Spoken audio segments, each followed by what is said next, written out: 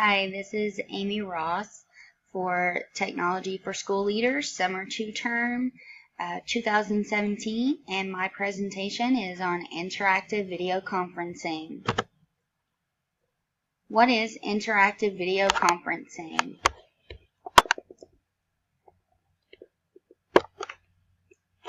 Interactive video conferencing involves different pieces of technology. You would have a computer or a television. You must have a microphone and camera capabilities. A cell phone with internet connection works as well. You either have to have a telephone line or an internet connection to be able to connect with the other location. And when connected with the second or multiple locations, you're able to see and hear the other person or persons that you're connected with as if you were talking face to face. There are a couple of different types of interactive video. I'm going to move myself around a little bit. You have point-to-point, which connects two locations. You have a little bit considered less lag time, so I guess what that would make me think of is when you're watching a television show and the lips and the words don't match up, that would be lag time. You're going to have clear signal, and one example of point-to-point interactive video conferencing is Skype. Multi-point interactive video conferencing connects multiple locations, requires a more specialized setup.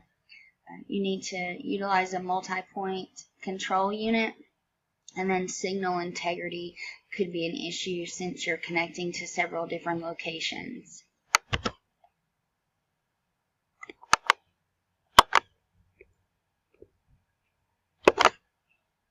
Some advantages: it allows participants to meet despite time and distance restrictions. It allows for meetings such as parent-teacher conferences, board meetings, or professional development that might not otherwise be possible due to scheduling conflicts. I recently saw interactive video conferencing in use through a board meeting. One of the presenters was unable to meet in person with the board. She was bound through a scheduling conflict. So we connected through interactive video conferencing. She was able to present her material, and we were able to question and ask her different to explain different aspects of her presentation, and then she was able to answer us. So it was as well as if she was in person. We just talked to the screen instead of seeing her face to face. We didn't have any connectivity issues. There was a little bit of setup time that took place, and then once we got connected, everything was pretty smooth. So it was good to get to see that in use. As an administrator, I find this is a very productive tool that can be used throughout the school.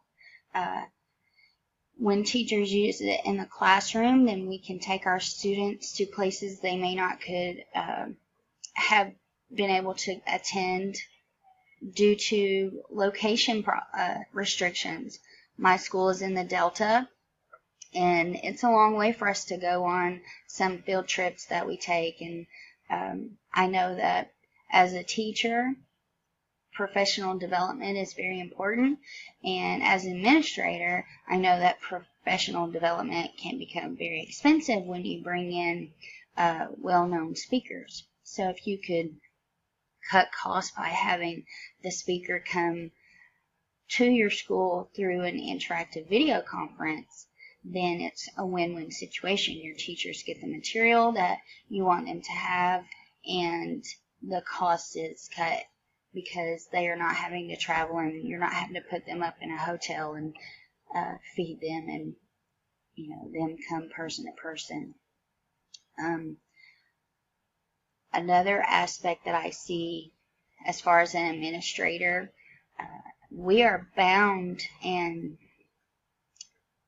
ethically charged to provide the best education for all students. Sometimes we have students who are unable to attend class due to an illness, hospitalization, or these kids are in alternative learning environments, so they're outside of the regular classroom. To me, I see that this is a tool that can reach all of these students and provide them with that education that is coming straight from the classroom teacher, which as an administrator, that's what I want. I want my kids to learn from their assigned teacher. I want them to get the material firsthand and not have to do a whole lot of self-learning because they are not able to attend the classroom. So when I'm able to provide an outlet for my teachers to reach those students, then I feel like everyone's benefiting. You also have teachers and students that can reach out to collaborate with other teachers and students or other professionals in different cities or states or countries, which allows us to enrich our curriculum for our students. And think about the possibilities we offer those students who are ahead of their peers, where they could connect online to someone who can enhance their learning. It also allows for the possibility of learning courses that were not able to be offered person to person on campus. I know that's the case in McGee. We have a few classes that we're not able to offer in person, such as computer classes. So these students are taking these classes through a distance learning, which in essence is through interactive video conferencing. Some video conferencing connections that are available are Zoom, EasyTalks, Jabber, High5, Slack, Video, GoToMeeting, and Skype, which we mentioned earlier in the presentation. All of these offer a free version, a free trial version, or a paid subscription version. You're able to click on the PC Mag link at the bottom of this slide, and you can see a side-by-side comparison of several of the different available video conferencing connections. Some disadvantages. It can be limited on the free versions. You don't have as many options available as you do on the paid software. You can encounter connectivity issues. So depending on your bandwidth, I know even in our area, sometimes the weather plays an issue. If there is some kind of disruption through unknown circumstances, paid versions can be expensive. So you have to look at the cost and see if it's feasible to use the paid version and get all the upgrades that you would get from that. It's less personal, so you don't have that face-to-face connection, and you cannot make that that same connection that you get when you're face-to-face with people.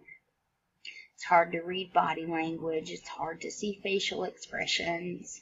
It's hard to notice someone's eyes. And so all of those are things that as an administrator or even as a teacher, when you're presenting, when you're standing before a person face to face, then you can pick up on those body language cues and find out if someone's understanding what you're saying, if they're lost, if they're being receptive to your presentation or not. So you also have to consider the scheduling issues. While there are a lot of benefits on the scheduling side of it, there are a few problems that could occur if you're facing big time differences. So if you're trying to connect to someone who's across the world, then you have to consider the time zone issues. There can be issues with audio in large areas, so it could be hard to hear. There can be echoes, feedback. so that the sound is not as high quality as it should be. And then you also have to consider how many people are you trying to get in your conference. So if you're trying to connect with several different people, free versions are going to limit you to how many you can connect with. And then you upgrade to the paid version and you can connect with more, but again, you have to look at cost. Now, why would I choose interactive conferencing? So I mentioned several of these reasons before. It's a great tool to use in a school. You can provide the core curriculum to your ALE students or homebound or hospitalized students. These students can connect with you face to face, so to say. These kids aren't able to get into the classroom or even into the building, so it's as face to face as they're going to be able to get for a little while anyway. Your lessons and meetings can be recorded, stored, and accessed at a later time, which is amazing as a tool for those students who are special ed students or ESL students or students who are, again, unable to be in the classroom on a regular basis. It's also a great tool just for kids to be able to go back and hear again what was taught in a lesson. I know many times as a student that's an adult, I still like to go back and hear something more than one time because you always pick up on something that you missed. Parents can access these recorded messages, so that's great when I look at it from an administrative standpoint because I'm making a connection from home to school and then school to home. So that connection is being bridged when I provide parents a way to help their kids at home. Professional development can be done from remote locations, and then again you can have those more well-known speakers come in. They won't have to travel. So some internet security and legal issues that could occur. The biggest thing I see would be the placing of student images on the internet without parental permission. So at the beginning of the year, administration needs to make sure that we have all those forms signed and have permission, and then we document who is not allowed to be recorded. We need to make sure that we protect our children's online privacy. We need to follow the FERPA regulations. Definitely we need to figure out what our internet rules are going to be in reference to interactive conferencing, because at some point you could have students who create a behavioral disruption. And then we need to think about student privacy depending on the location of that student, whether they're at home, at a hospital, which you would be then looking at HIPAA, or an ALE environment. In my reflection, all the administrators I surveyed felt keeping up to date with technology was important. They pointed out that bringing in new technology was wonderful, but it needed to be technology that you were going to use. So we can see viable options in using interactive video conferencing and educating our teachers, who in turn educate our students who are not able to be in the classroom on a daily basis, or using it as a tool of remediation or enhancement for our students. My references that are on this list, several are hyperlinked, so that if you want to go check them out for yourself, they are available for you. And I hope you enjoyed this presentation, and I hope you learned as much as I did on interactive video conferencing. Thank you.